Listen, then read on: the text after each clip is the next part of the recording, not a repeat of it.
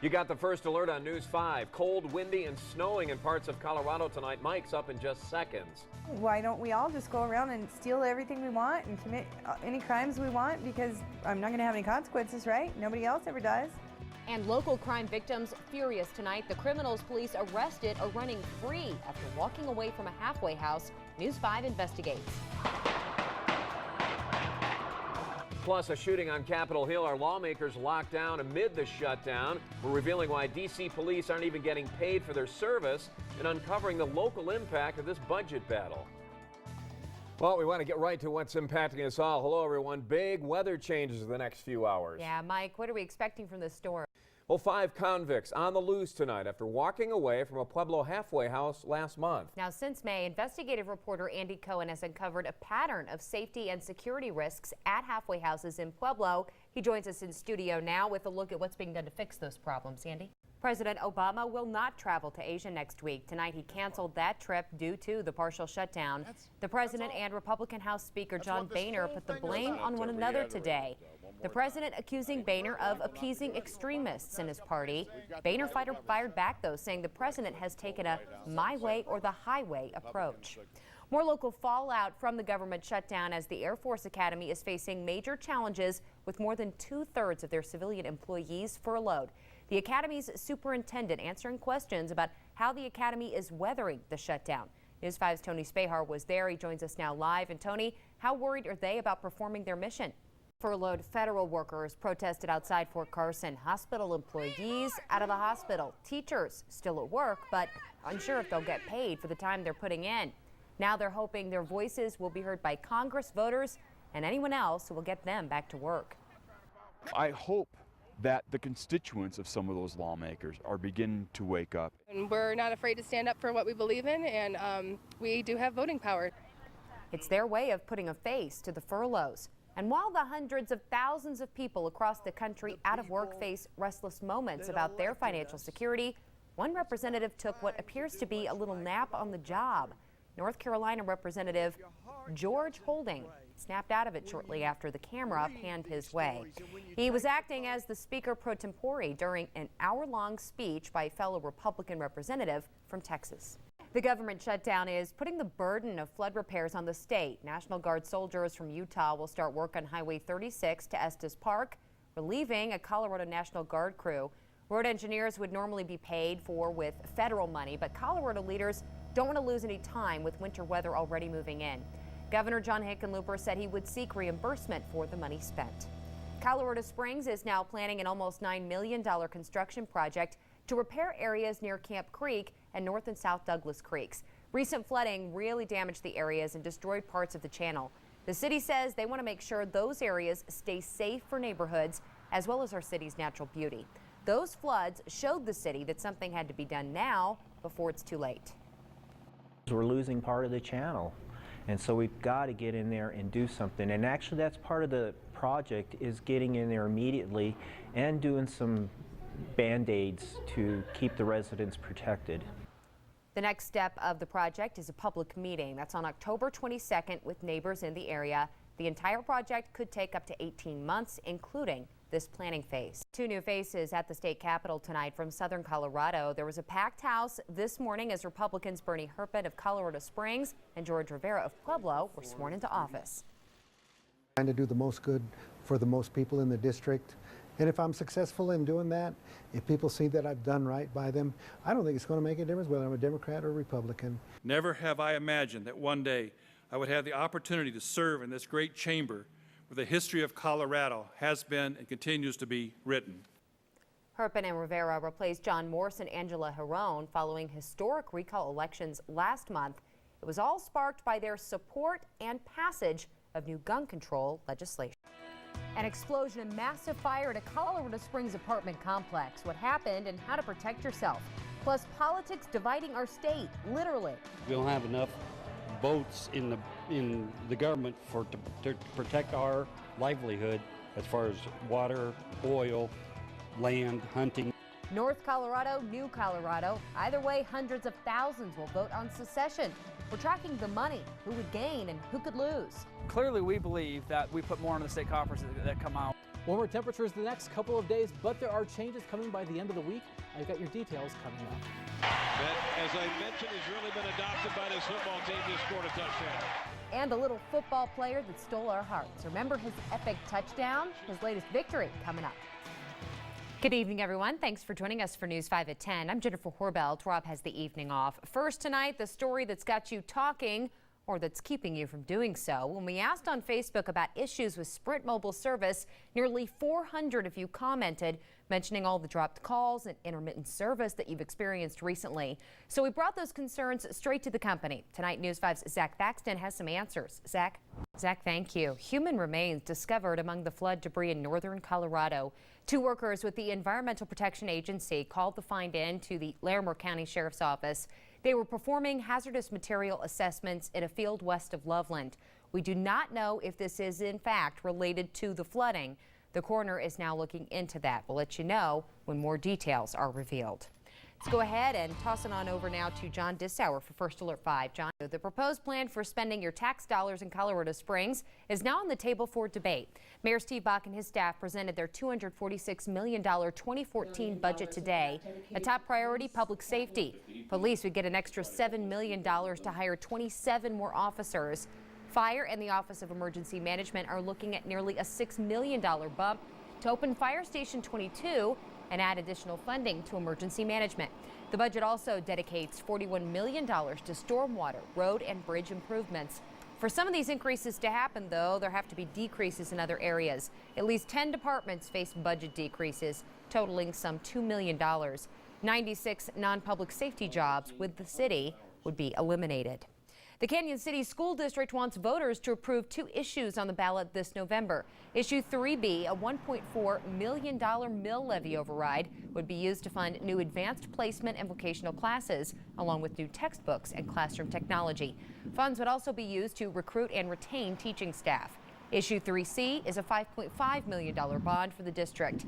The money from the bond issue will be used to buy new equipment for vocational programs, make needed repairs to several schools, and upgrade the security needs across the district. The district says they've endured $3 million in funding cuts over the past 5 years and have done everything they can to balance their budget. We didn't enter this lightly.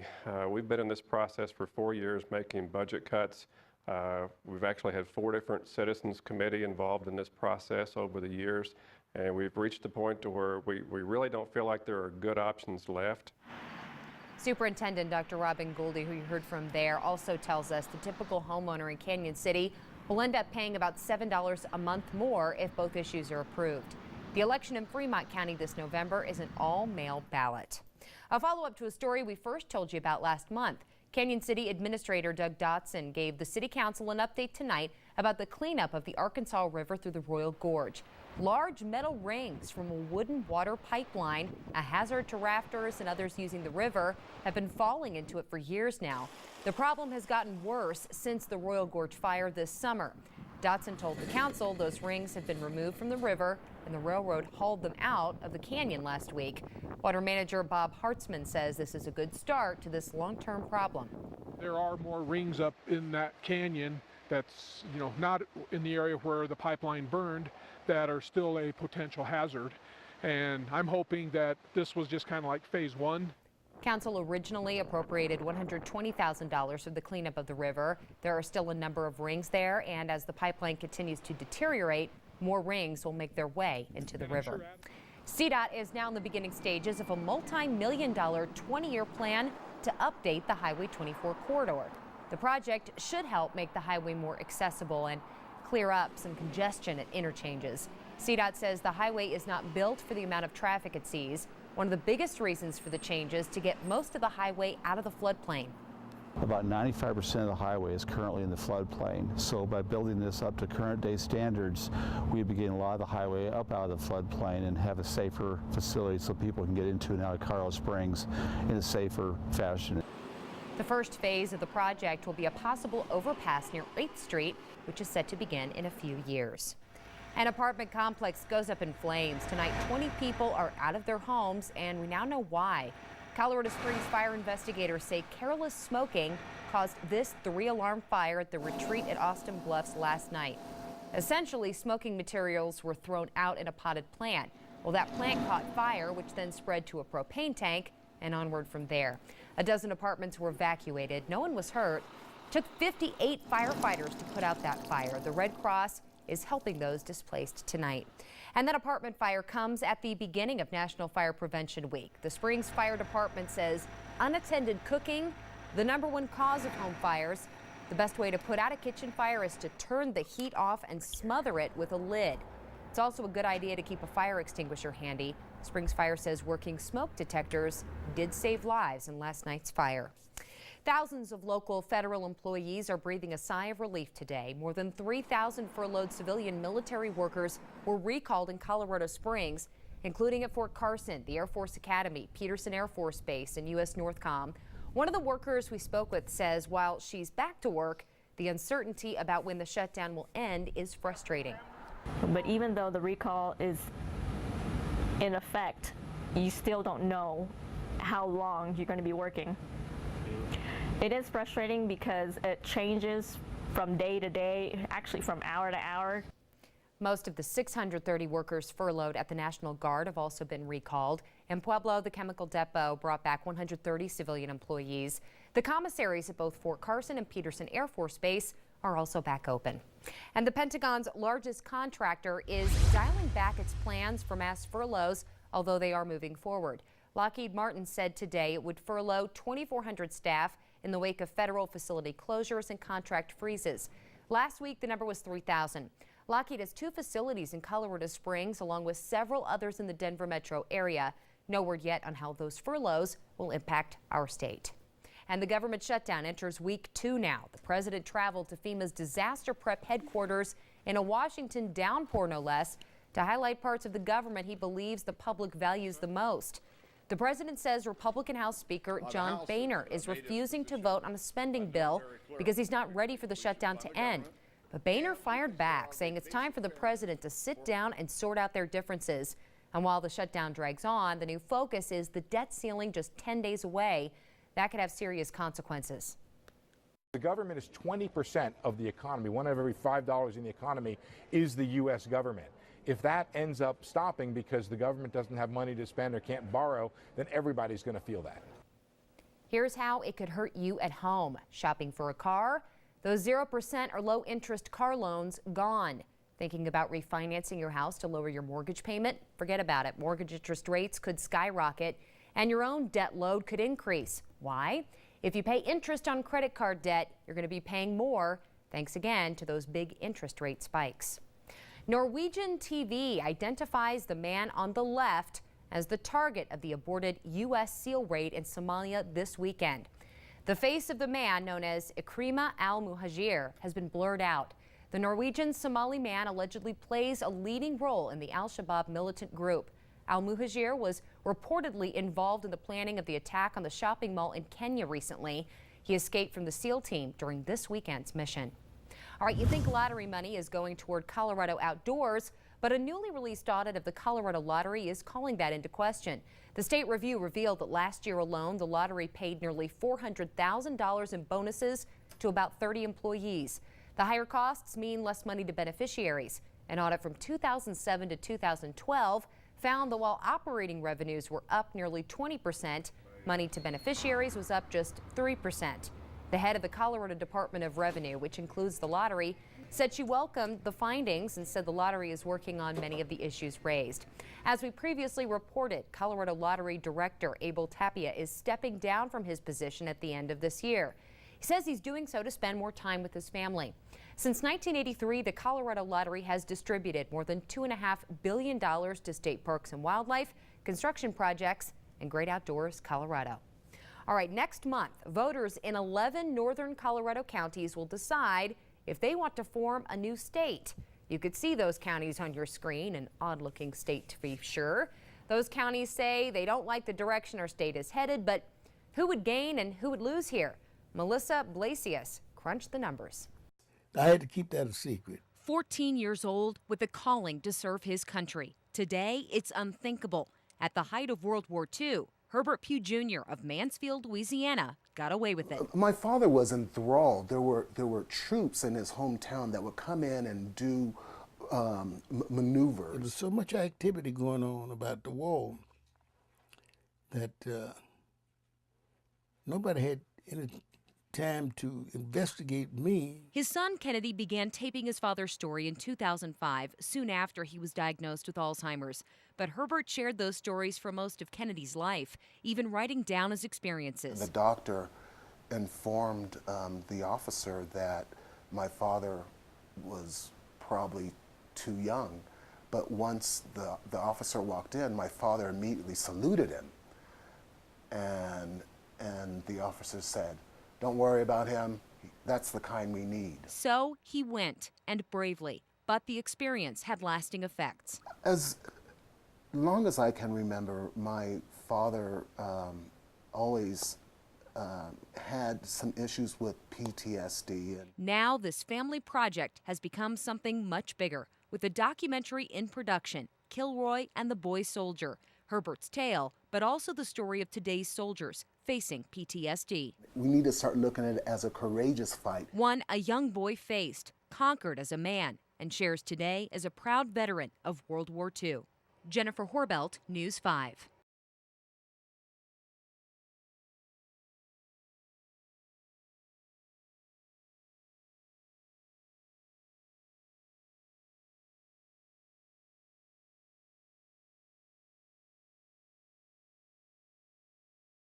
She's a vivacious and energetic 5-year-old. And it gives me goosebumps just retelling it. But Kelsey's mother, Renee Garcia, says about 2 months ago, she nearly lost her daughter. And I was not aware. I have 5 children, and I had never heard of this before. These 2 tiny batteries nearly took Kelsey's life.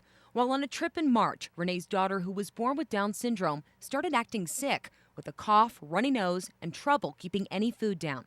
I didn't worry too much about it. I mean, she presented like a stomach virus. But after pushing the doctor to take another look, an x-ray seen here showed a spot in Kelsey's stomach and in her esophagus.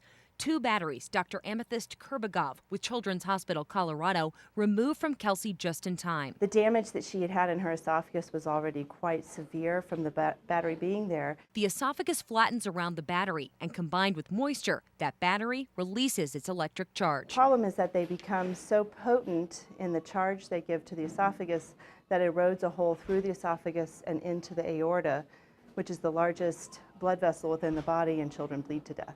Kelsey's doing better now, but spent 3 weeks in the hospital. This absolutely could have been much worse. It already was very severe. When Renee got home, she searched for button cell batteries. I found 22.